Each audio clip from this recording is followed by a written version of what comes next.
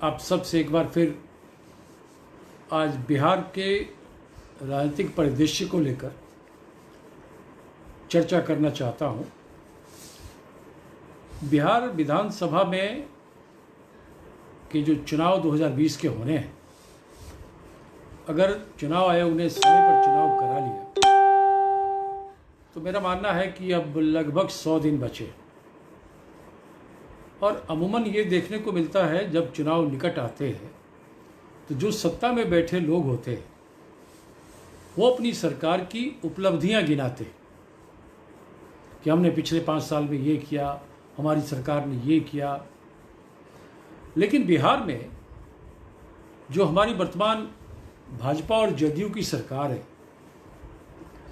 वो अपनी उपलब्धियां नहीं गिना रही। वो पिछले 1 सप्ताह से नीतीश कुमार जी खुद, उनके डिप्टी चीफ मिनिस्टर, उनके मंत्रिमंडल के सदस्य, इवन वो लोग जो बीजेपी से जुड़े हैं, खासकर अमित शाह जी ने, आपको पता है कि कुछ दिनों पहले बिहार चुनाव को लेकर एक वर्चुअल रैली की थी। इन तमाम नेताओं के जो भाषण आ रहे हैं वो भाजपा जदयू सरकार की उपलब्धियां को बताने के बजाय रोज यह कह रहे हैं कि आज से 15 साल पहले, आज से 20 साल पहले, आज से 25 साल पहले जो सरकार थी, क्या उसमें ऐसा था? क्या उसमें ऐसा होता था? क्या अब ऐसा होता है? तो ये अमित शाह जी और नीतीश कुमार जी या दूसरे जो उनके जितने मंत्रिमंडल के लोग हैं, अगर आप पटना की अखबारों को देखेंगे तो रोज 10 से 12 बयान बीजेपी और जदयू के नेताओं मंत्रियों के छपते हैं, मोटे मोटे, और आधारहीन आरोप लगाए जाते हैं कांग्रेस के ऊपर, आरजेडी के ऊपर, विपक्षी दलों के ऊपर। और अपनी उपलब्धियों के बजाय ये उसमें कहा जाता है कि बीजेपी के कार्यकर्ताओं, जेडीयू के कार्यकर्ताओं, जनता को बताओ कि 20 साल पहले क्या होता था, जनता को याद कराओ उसमें क्या होता था। तो मेरी नज़र में अगर कोई सरकार सत्ता में बैठी हो लगातार 14-15 वर्षों से और चुनाव सर पे है, तो अगर वो अपनी उपलब्धियां और सफलताओं को गिनाने के बजाय लोगों को यह सुनाना चाह रहे हैं कि पहले क्या होता था, तो समझ जाइए उसके पास अपनी उपलब्धियां बिल्कुल नहीं है, बताने को कुछ नहीं है कि हमने क्या किया। तो जब आपके पास खुद का कुछ नहीं है तो स्वाभाविक है आप बताएंगे फलना ज़माने में जो फलना सरकार थी उसमें क्या होता था। तो मैं समझता हूँ यह पहली पराजय हो गई चुनाव से पहले नीतीश कुमार और बीजेपी की, कि आप जनता को बताने के लिए कुछ भी पॉजिटिव अपने कार्यकर्ताओं को नहीं कह रहे, और बातें भी ऐसी ऐसी आ रही हैं। अगर आप देखेंगे तो कहा जाता है कि जो 15-20 साल पहले का शासन था आतंक का राज था, अपराधियों का बोलबाला था। कल ही शाम में मधुबनी जिला के मधवापुर प्रखंड कांग्रेस के अध्यक्ष शिवचंद्र झा के बेटे को गोली मार दी। यह कौन सा राज है भैया? रोज हत्या और अपहरण तो बिहार में आज भी हो रही है। महिलाओं के साथ, दलितों के साथ उत्पीड़न की घटनाएं बेतहाशा बढ़ी है।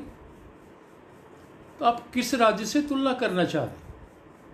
और इनके मंत्रियों के बयान आते हैं कि 15-20 साल पहले जो आरजेडी का शासन था, आरजेडी को लेकर बहुत तरह की बातें ये करते हैं, लोगों को आरजेडी का नाम याद कराते हैं। अरे अपनी पार्टी के बारे में बोलो ना, अपनी सरकार के बारे में बोलो ना।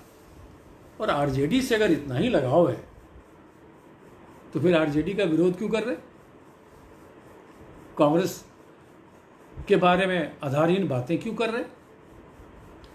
कहा यह जा रहा है कि जब आरजेडी का शासन था तो आतंक राज था, और यह बयान उन लोगों का आ रहा है जो उस समय खुद उस सरकार में शामिल थे। हमारी कांग्रेस का पूर्व अध्यक्ष अशोक चौधरी उस समय राज्य मंत्री हुआ करते थे, राबड़ी देवी की सरकार, और खुद आज कह रहे हैं, अब जदयू के मंत्री हैं, वो भाग के चले गए अब वो बोल रहे हैं कि आतंक का राज था।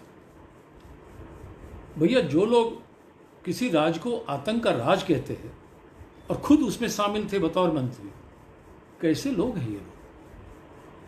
तो मैं इन बातों का उल्लेख इसलिए करना चाहता हूं कि जो 8-10 बयान रोज पटना के अखबारों में, बिहार के अखबारों में भाजपा जदयू नेताओं के छपते हैं, उसका काउंटर जब हम लोग कुछ भेजते भी हैं तो 1-2 पैराग्राफ में कहीं कोने में लगा दिया जाता है, हमारी बातें नहीं आती।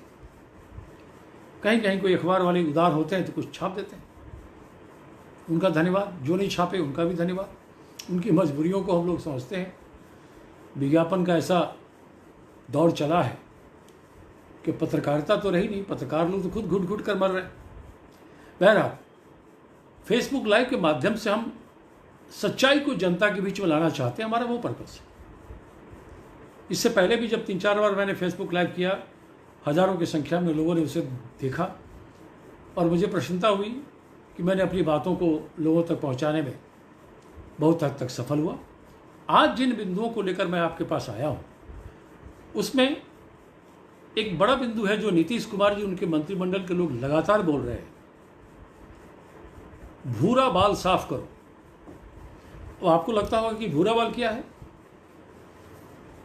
तो जब लालू प्रसाद जी की सरकार बिहार में होती थी, आज से 15 साल, 20 साल, 25 साल पहले, तो बीजेपी वालों ने और कुछ मीडिया में खबरें प्लांट की गई, फैलाया गया, भूरा बाल साफ करो, ये लालू जी ने कहा। जबकि ऐसा उनका बयान हम लोगों ने कभी नहीं देखा। भूरा बाल मतलब सवर्णों के बारे में कहा जाता है, जो अपर कास्ट के लोग हैं। भू से भूमियार, रा से राजपूत, बा से ब्राह्मण और लाल, भूरा बाल लॉ, एल से लाला जी या कैस्ट समुदाय के लोग के बारे में। ये 4 अपर कास्ट होते हैं, भूरा बाल। मैं ये पूछना चाहता हूं नीतीश कुमार जी से कि जिन दिनों की ये बात है, जिस आधार पर आपके नेताओं, आपके मंत्रियों ने लगातार, मैं अखबार में पढ़ रहा हूं कि अपने कार्यकर्ताओं से अपील कर रहे हैं कि लोगों को याद कराओ कि वो दौर फिर आ जाएगा जहां भूरा बाल साफ करो की बात की जाती थी। तो मैं सिर्फ इतना विनम्रता से पूछना चाहता हूं नीतीश जी, जिन दिनों की ये बात है और अगर ये घटना सच्ची है तो आप तो खुद उस समय, नीतीश जी, क्या लालू जी के साथ नहीं थे? लालू जी के शासन का पहला 5 साल 90 से 94 दिसंबर तक खुद नीतीश कुमार जी आरजेडी में थे, लालू जी के साथ थे और उनकी बड़ी प्रमुख भूमिका थी इन दिनों। तो क्या आपने कभी लालू प्रसाद जी को मना किया कि भैया भूरा बाल साफ क्यों कह रहे हो, अपर कास्ट के बारे में इस तरह के बयान मत दो? कभी नहीं कहा।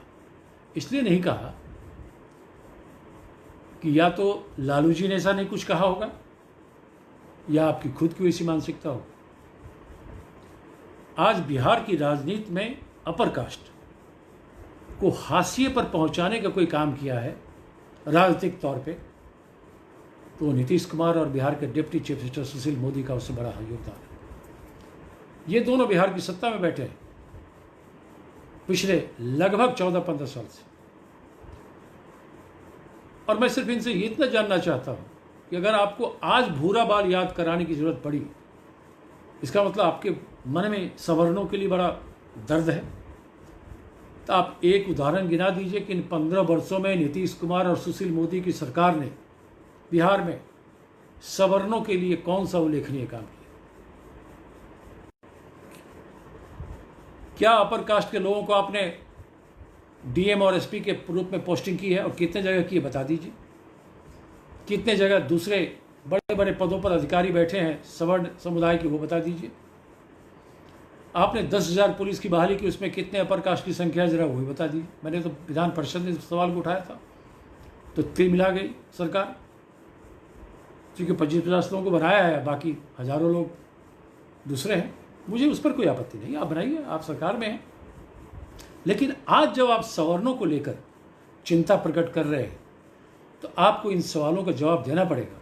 इसलिए कि जब कांग्रेस की सरकार हुआ करती थी इस बिहार में, तो हमने कई बार इस राज्य को सवर्ण मुख्यमंत्री दिया। हमने दलितों को भी चीफ मिनिस्टर बनाया, कांग्रेस ने पिछड़े वर्ग के भी नेता को चीफ मिनिस्टर बनाया, अल्पसंख्यक को भी चीफ मिनिस्टर बनाया बिहार में, और सवर्णों को भी बनाया। इस राज्य में पहला यादव चीफ मिनिस्टर स्वर्गीय दारोगा प्रसाद राय कांग्रेस के नेता थे और कांग्रेस ने उन्हें चीफ मिनिस्टर बनाया था। भोला पासवान शास्त्री जी 2 बार चीफ मिनिस्टर बनाए गए और इस राज्य के एकमात्र मुस्लिम मुख्यमंत्री स्वर्गीय अब्दुल गफूर साहब, वो भी कांग्रेस के ही मुख्यमंत्री थे। और डॉक्टर श्री कृष्ण से लेकर कई मौक़ों पर हमने भूमिहार, ब्राह्मण, राजपूत, कैस्ट, सभी सवर्ण जाति से आने वाले नेताओं को राज्य का मुख्यमंत्री बनाया। तो आज जिनको चिंता हो रही है सवर्णों की, मैं उनसे इतना ही जानना चाहता हूं कि भैया नीतीश जी और सुशील मोदी जी, आपने सवर्णों के लिए क्या किया है बिहार में? अगर एक भी एग्जाम्पल कहीं हो तो बता दीजिए। कई बार हम लोगों ने जब आवाज़ उठाई तो नीतीश कुमार जी ने एक सवर्ण आयोग का गठन किया। उस पर कई लाख रुपए खर्च हो गए, जो लोग उसमें बनाए गए थे, अधिकारी पदाधिकारी जो भी होंगे। और उसमें कहा गया था कि ये जो आयोग है वो अपनी रिपोर्ट देगा और उस हिसाब से सवर्णों के कल्याण के लिए कार्यक्रम चलाए जाएंगे। मैं चुनौती देता हूं मुख्यमंत्री नीतीश कुमार जी को भी और भाजपा के deputy chief minister Modi ji को भी कि बताएं कि उस सवर्ण आयोग को क्यों भंग कर दिया गया। उस सवर्ण आयोग ने अगर कोई सिफारिश दी तो उस सिफारिश को कूड़ेदान में क्यों फेंक दिया। सवर्ण आयोग की सिफारिशों के हिसाब से कभी कोई चर्चा क्यों नहीं हुई? इसलिए नहीं हुई कि स्वभाव से और अपनी सोच से बिहार सरकार में बैठे सभी बड़े लोग सवर्ण विरोधी मानसिकता के। आप सवर्णों को कुछ भला नहीं कर सकते। चुनाव के समय ठीक उसी तरह से जैसे मोदी जी को, बड़े वाले मोदी जी को आप देखेंगे चुनाव के समय ये लोग पाकिस्तान के खिलाफ बोलना शुरू करते हैं।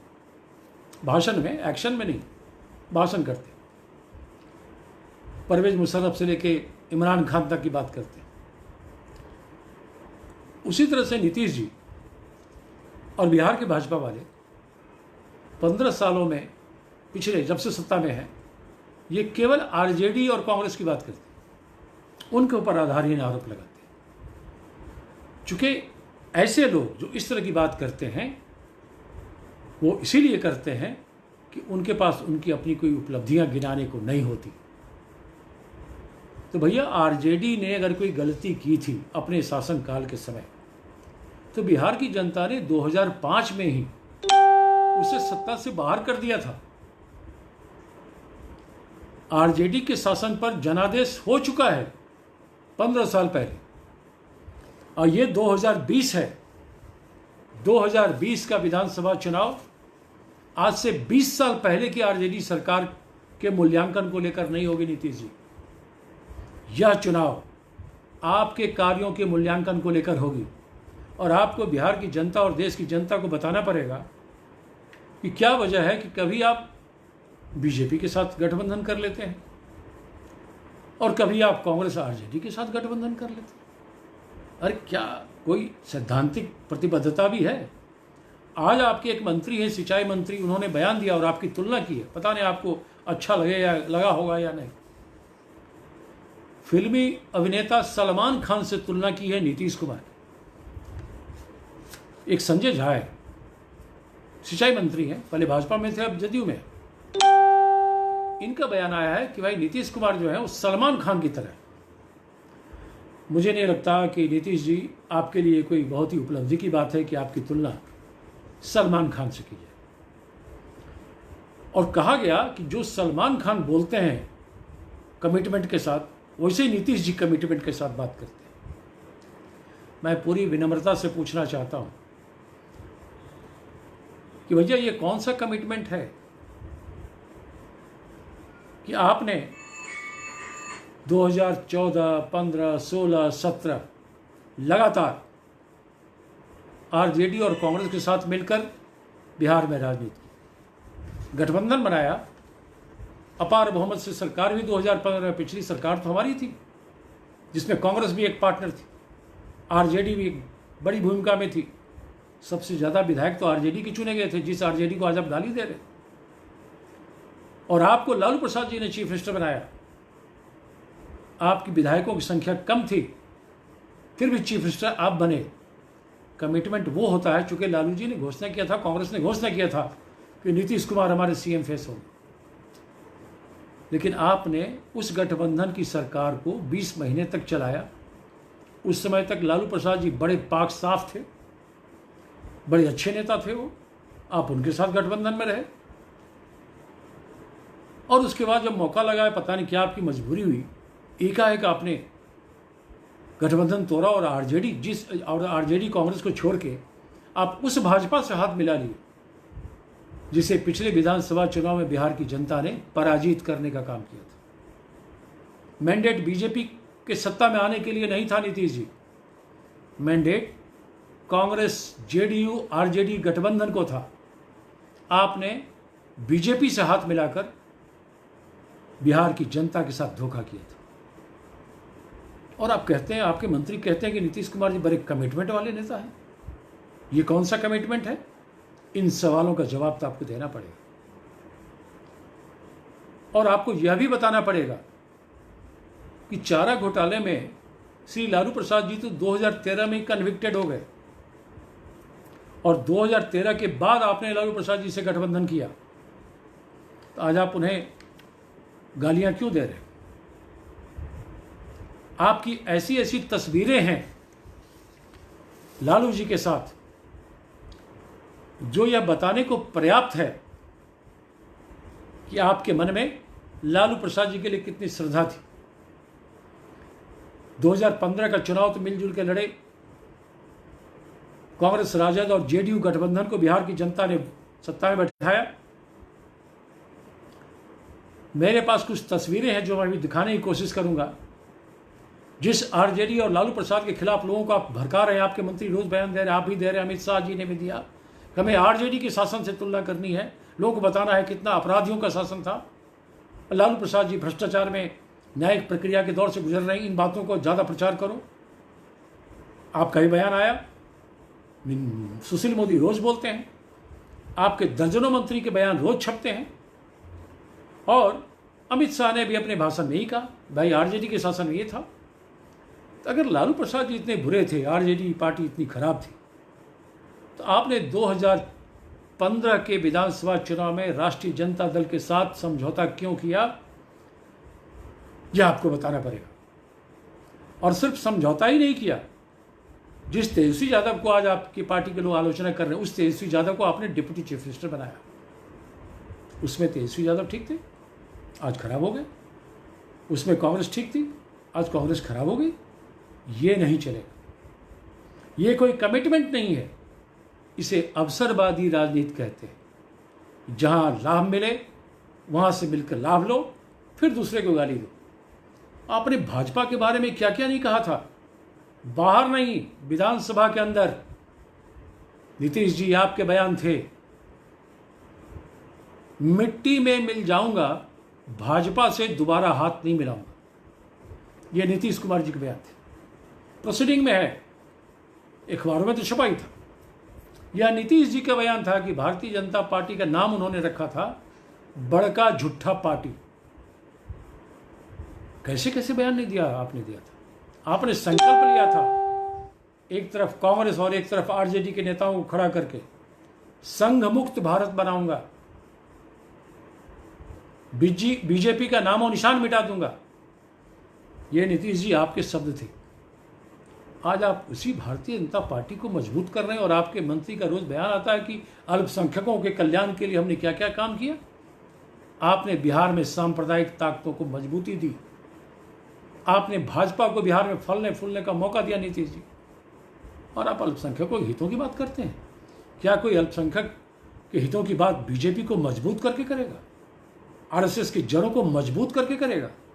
उस सोच को, जो सोच हिंदू मुस्लिम में फ़र्क करता है, उस सोच को मजबूत करने का काम बिहार में अगर किसी ने किया तो नीतीश जी आप हैं। और आपके मंत्री कह रहे हैं कि Nitish ji is a man of commitment. यह कमिटमेंट नहीं है, यह इसे ही अवसरवादी राजनीति करते हैं। और आप क्या क्या बात कर रहे हैं? आपके लोग, आपको बताना चाहिए कि बिहार में मुजफ्फरपुर में शेल्टर होम की घटनाएं क्यों हुई, इस पर आप कोई जवाब नहीं देते। आपको ये बताना चाहिए कि बिहार के सारे बिजली घर क्यों बंद पड़ गए। आप बाहर से बिजली खरीदते हैं तब बिहार में बांटते हैं। बिहार में बिजली उत्पादन क्यों ठप है? कांग्रेस की सरकार में तो बिजली का उत्पादन होता था बिहार में। बिहार की चीनी मिलें चला करती थी, जूट मिल होता था यहाँ, वो चला करता था। सब बंद क्यों है नीतीश जी? 15 वर्षों में न तो एक इन्वेस्टर आया बिहार में इन्वेस्ट करने, न कोई नया उद्योग लगा। फिर भी आप कहते हैं good governance, rule of law. नहीं, अब बिहार की जनता इन चीज़ों को समझ गई है। और जो थोड़ा बहुत लोगों को शंका था, वो कोरोना संक्रमण के चलते जो लॉकडाउन हुआ और उसमें जो बड़ी संख्या में छात्रों, नौजवानों और हमारे लाखों प्रवासी श्रमिकों को कठिनाइयाँ उठानी पड़ी है, वो रहा सहा कसर आपका पूरा कर दी। यह सरकार सिर्फ बोलती है और सिर्फ कांग्रेस आरजेडी की आलोचना के नाम पर वोट लेना चाहती है। यह लोगों के मन में बात पहुंच चुकी है। इसलिए मैं आपको इतना कहना चाहता हूं कि अगर आपने कोई अच्छा काम किया है आपकी सरकार ने बिहार में, तो वो उन उपलब्धियों को गिनाने का काम करिए। आरजेडी कांग्रेस की आलोचना करना छोड़िए। हमारा गठबंधन वैचारिक स्तर पर है। हम धर्मनिरपेक्ष राजनीति में विश्वास करते हैं, इसलिए हमने गठबंधन किया था और आपको भी शामिल किया था। और आपने कमिटमेंट किया था कि आप कभी बीजेपी के साथ नहीं जाएंगे। तभी राहुल गांधी जी ने आपको बिहार का चीफ मिनिस्टर का फेस डिक्लेयर किया था। आपने न सिर्फ बिहार की जनता बल्कि कांग्रेस नेता श्री राहुल गांधी जी की भावनाओं को ठेस पहुंचाया। आपने उन्हें भी धोखा दिया। वो आपकी प्रशंसा करते थे कि नहीं, नीतीश कुमार जी की छवि अच्छी है, अच्छे नेता है। उन्हें क्या पता था कि आप फिर बीजेपी से मिल जाएंगे। उन्होंने आपको सिद्धांतवादी नेता समझा था, आपने उन्हें भी धोखा दिया। तो मैं समझता हूं कि जो लोग भी इस कार्यक्रम को देख रहे हैं, नीतीश कुमार और बिहार की बीजेपी के असली चेहरे को पहचानिए। क्या वजह है एकाएक 15-20 साल पहले की सरकार की आलोचना की जाने लगी? क्या वजह है उस समय के शासन से तुलना की जा रही है? अरे उस समय के शासन ने गड़बड़ी की, तभी तो सत्ता से बाहर किया राज्य की जनता ने। वो सजा 2005 में आरजेडी को मिल गई है। एक ही चुनाव का मुद्दा हर चुनाव में नहीं चलता नीतीश जी। 2005 में वो चैप्टर क्लोज है।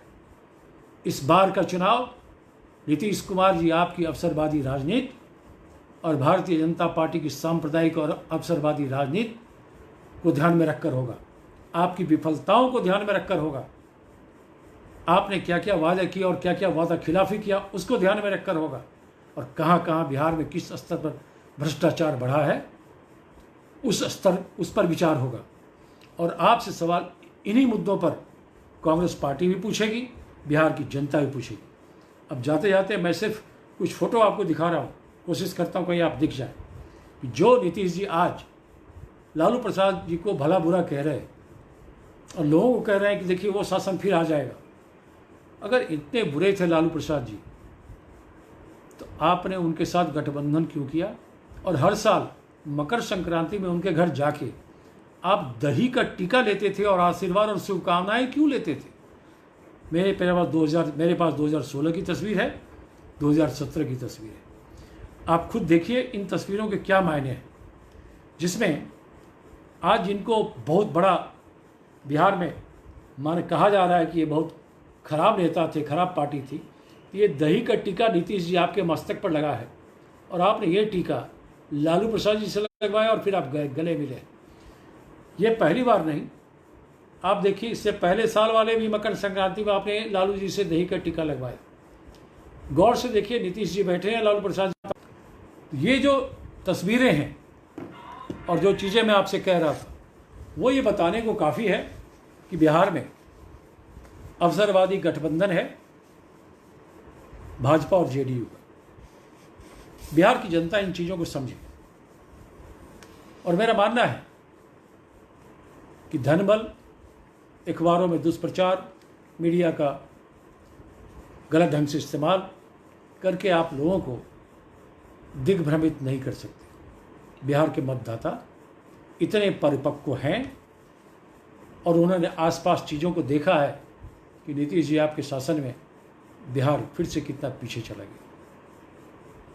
तो मैं आप सबको धन्यवाद करता हूं कि आपने मेरी बातों को सुना और बिहार के बारे में कुछ चीज़ों से मैंने आपको अवगत कराया। हमें उम्मीद है कि आने वाले समय में आप संगठित होकर, यूनाइटेड होकर एक बेहतर सरकार के चयन के लिए एक विकल्प आपके पास आया है चुनाव में, आप उस मतदान का अवसर का फ़ायदा लें। जिस सरकार ने अवसरवादी राजनीति की और जनता के हितों का ध्यान नहीं रखा, कभी इधर कभी उधर करते रहे, बिहार में बेकारी, बेरोजगारी बढ़ी। मिथिला यूनिवर्सिटी से लेकर पटना यूनिवर्सिटी तक छात्रों की फीस में बेतहाशा वृद्धि की गई है।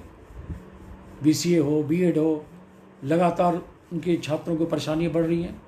बिहार में क्वालिटी एजुकेशन नहीं है, मजबूरी में लोगों को बाहर जाना पड़ता है। तो आज बिहार को क्या मिला नीतीश जी के शासन में, यह इम्पॉर्टेंट इशू है। और इनके जो मंत्री लोग बयान झूठे बयान रोज दे रहे हैं, उनसे सवाल कीजिए कि आपने क्या किया वो बताओ ना। RJD ने क्या किया वो तो फैसला हो चुका। आज आप पर फैसला होना है कि क्यों हम नीतीश कुमार और सुशील मोदी जी की जोड़ी को दोबारा लाएं। इसलिए यह मौका है इन लोगों को सत्ता से बाहर करिए। और कांग्रेस की गठबंधन वाली सरकार, जिस गठबंधन में कांग्रेस हो, RJD एक बड़ी पार्टी है और भी हमारे लाइक माइंडेड पार्टियां इसमें जुड़ेंगी। एक सेकुलर गवर्नमेंट बनाएंगे, बिहार में भाईचारा फिर से कायम करेंगे और एक अच्छी सरकार देंगे। यह वादा है कांग्रेस का।